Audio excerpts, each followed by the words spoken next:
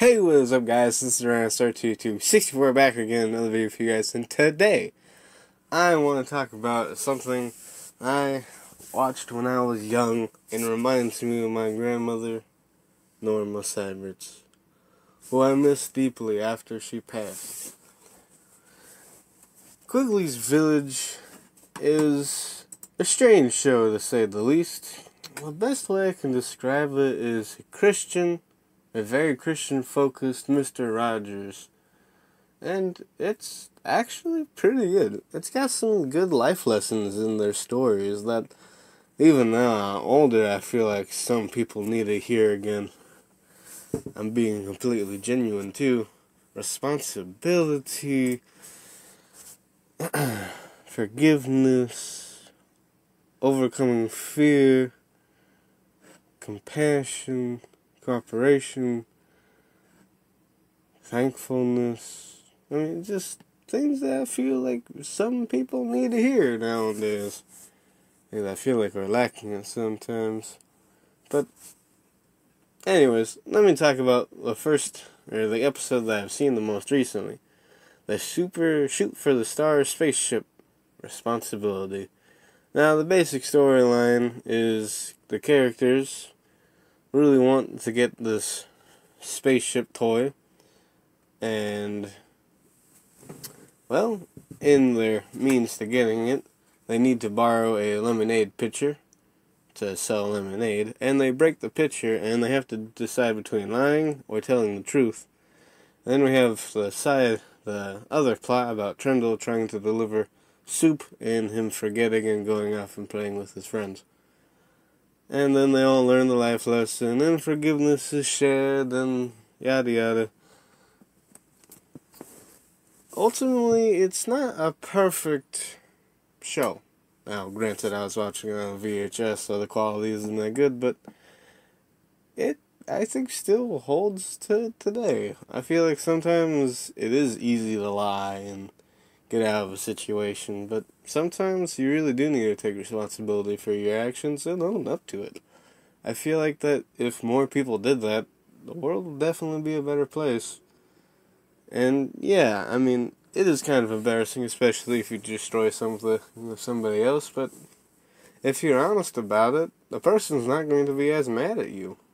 I mean, yeah, they're going to be frustrated. I mean, I'd be pretty frustrated if someone broke my Joy-Cons or my Galaxy's Edge R2-D2. But if they owned up to it, I wouldn't be as angry. And I think that's what some kids need to learn sometimes. Or maybe their parents need to learn that. But it's definitely a relic of its time in the 1990s, but it's pretty good. Yeah, it's a low budget, but at the time, I mean, it's kind of like a YouTube video back then. It's low budget, but a lot of heart went into it. And there are a bunch of episodes I haven't even seen, and there's one I haven't seen in a long time. Trundle in the Big City. I remember that episode. As ice cream and running away, and then returning. Yeah, these are Bible lessons, but they're not bad. It would be interesting to sit down and watch all of them. I believe there's 15, maybe more, of them. And I've only seen one so far, and I think we own 2. But I think that's not why I love the show so much. I think it honestly just reminds me of my grandma and all the fun times we had spending together. And this just happens to be one of those. A Christian video lesson that has involved to do with teaching young kids. That was basically my grandma. And I miss her dearly. And this episode kind of reminds me of how she probably would have reacted if me and my sister would have done something like that. Well, anyways, I actually recommend it if you can track it down. Apparently there's this website that you can actually still buy the DVDs, which is actually kind of neat. And apparently there's also a download in English and Spanish.